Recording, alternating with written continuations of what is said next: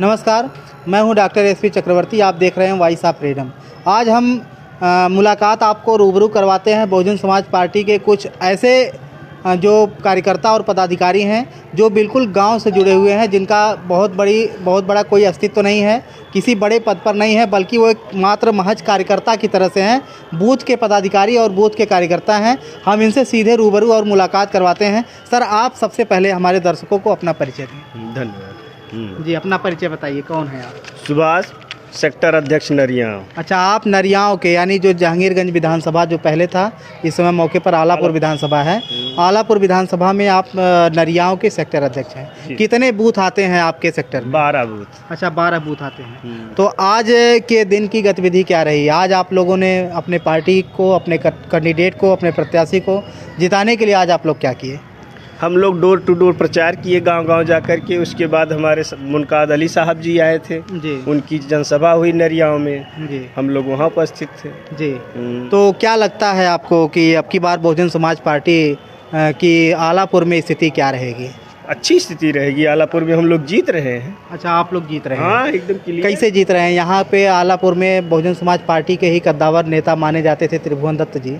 त्रिभुवन दत्त जी इस समय समाजवादी पार्टी में, और उनका कहना है कि जो दलित वोट बैंक है, जो बहुजन समाज पार्टी में वो पहले दलितों के साथ जो उनके साथ दलित वर्ग के लोग थे, वो लोग आज समाजवादी पार्टी में उनके साथ हैं। आपको क्या लगता है कि दलित वर्ग उनके साथ है या आज बीएसपी के साथ? नहीं सर, दलित वर्ग अभी बसपा के साथ है। अच्छा। हाँ, उसमें कोई परिवर्तन नहीं हुआ है जी, बसपा के साथ हैं। आप भाई साहब अपना परिचय बताइए, कौन है आप? मेरा नाम सर चंद विजय है। अच्छा, चंद विजय जी। जी। चंद विजय जी, आप बसपा में किसी पद पर हैं? बूथ अध्यक्ष सर। अच्छा, आप बूथ, कौन सा बूथ है आपका?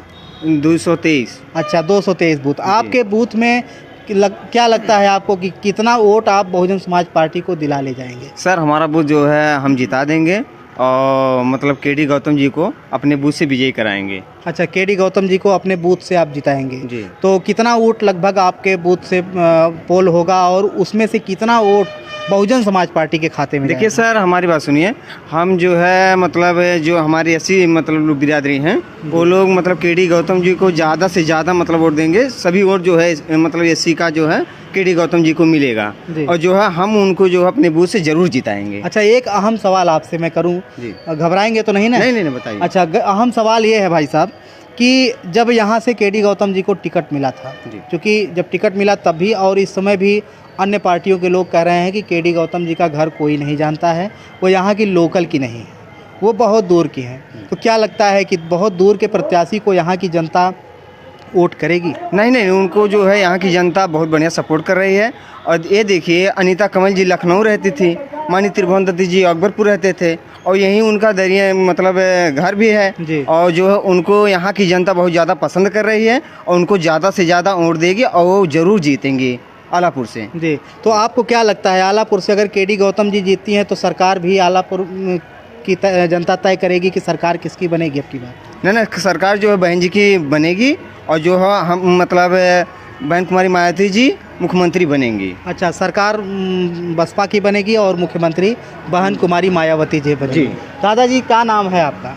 रामदीन। कब से हैं बसपा में? अरे, जब से जवानी संभाले तब से। जब से जवानी संभाले? बुढ़ापा है कि जवानी है? नहीं, इस समय बुढ़ापा है। अच्छा, लेकिन जब से जवानी संभाले हैं तब से हम बसपा कार्यकर्ता। तो आपके बुढ़ापे का जो तजुर्बा है, वो तजुर्बा क्या कहता है कि अब की बार हमारा यही कहता है कि हमारे आलापुर विधानसभा क्षेत्र का ये इतिहास रहा है कि जो यहाँ से जीतता है उसी की गवर्नमेंट बनती है जी। तो हमारे यहाँ से माननीय केडी गौतम जी जीत रही, इस नाते हमारी मायावती बहन की सरकार बनने वाली। तो आपने तमाम प्रत्याशी देखे, तमाम विधायक देखे, सभी विधायकों के जीत का तजुर्बा आपको मिला कि सभी विधायक कैसे जीते हैं। तो केडी गौतम जी अगर जीत रही हैं अब की बार, तो केडी गौतम जी ने ऐसे कौन कौन से सिस्टम बनाए हैं, कौन कौन सी ऐसी बिरादरी है, कौन कौन सी ऐसी जाति है जिस जाति के लोग केडी गौतम जी को वोट दे रहे हैं? आज तक जितने यहाँ प्रत्याशी रहे हैं बीएसपी के, डोर टू डोर नहीं चले हैं जी। केडी गौतम जी को जब से टिकट मिला है, जब से इनके नाम की घोषणा हुई है,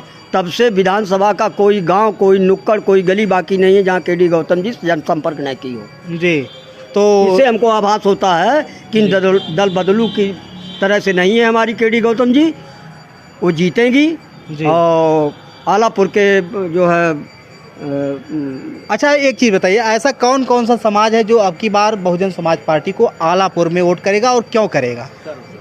हमारे यहाँ जो आलापुर में अब की हमको सर्व समाज का वोट मिल रहा है जी। हाँ, 50% से लेकर के 60% तक 70% तक मिल रहा है। यादव का भी वोट मिलेगा? यादव का भी वोट मिलेगा। कैसे?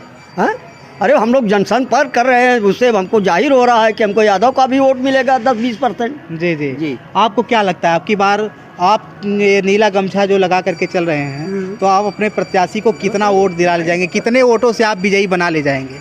भाई हम तो घूम रहे गाँव जी अब कोशिश अपनी पूरी है। जी अब इसके बाद अब हमारी नसीब जाने। जी जी।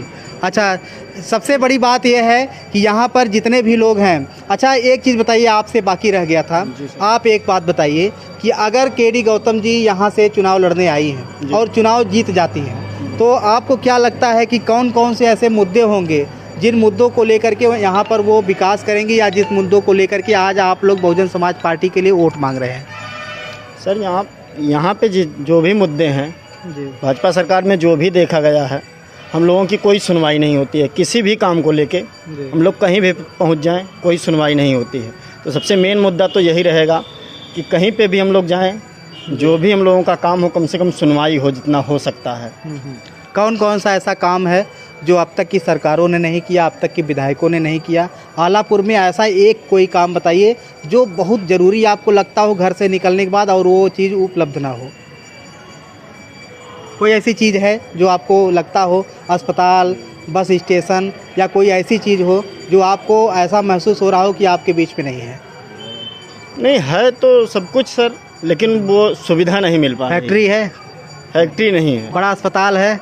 नहीं, बड़ा अस्पताल भी नहीं है। तो क्या लगता है बहुजन समाज सुविधा नहीं मिल पा तो बहुजन समाज पार्टी की सरकार बनने के बाद क्या बड़ा अस्पताल बनाने का कोई वादा है? देखिए, वादा बहुत कुछ है और अब तक आप कुछ कह रहे हैं, आप कुछ कह रहे हैं। कहा था बहन जी, हमारा जो है पीजीआई बनवा देनी, जो लखनऊ जाना था, हमको यहाँ जाना था, मुलायम सिंह ने मशीन को उठा लेके सफाई चले गए। बहन जी हमको बिरहर में पुल बनवा दिए, ओवर ब्रिज ने बहन जी बनवाया, टांडा में पुल बहन जी बनवाया, हम लोगों को मान सम्मान मिला। 1 लाख सफाई कर्मी ने बहन जी हमको भर दिया दलितों के लिए।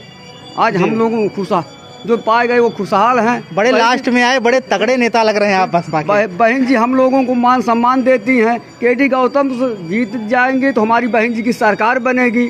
तो जो सवाल उनसे था वही आपसे भी है। हाँ? कि ऐसा कोई एक चीज़ बताइए या 2 चीज़ बताइए जो आपको आलापुर में जिसकी कमी खलती हो और बहुजन समाज पार्टी की सरकार बनने के बाद केडी गौतम जी के विधायक चुन लेने के बाद वो चीज़ें पूरी होंगी।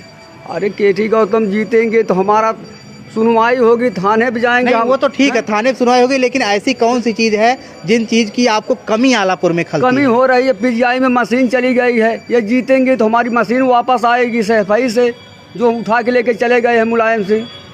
तो बहुत बड़ा आरोप लगा रहे हैं समाजवादी पार्टी के ऊपर कि जो समाजवादी पार्टी की जब सरकार बनी तो यहाँ पर जो लोगों के इलाज और जांच के लिए जो मशीनें लगाई गई थी, वो मशीनें यहाँ से समाजवादी पार्टी के द्वारा हटा ली गई। आप हमारे साथ बने रहिए, हम इसी तरीके से डोर टू डोर जा कर के लोगों के ज़मीनी स्तर पर ग्राउंड रिपोर्टिंग करके आपको दिखाएंगे कि अब की बार किसकी सरकार बनेगी, अब की बार किसका प्रत्याशी जीतेगा, अब की बार किसकी लहर है। आप हमारे साथ बने रहिए। बहुत बहुत धन्यवाद।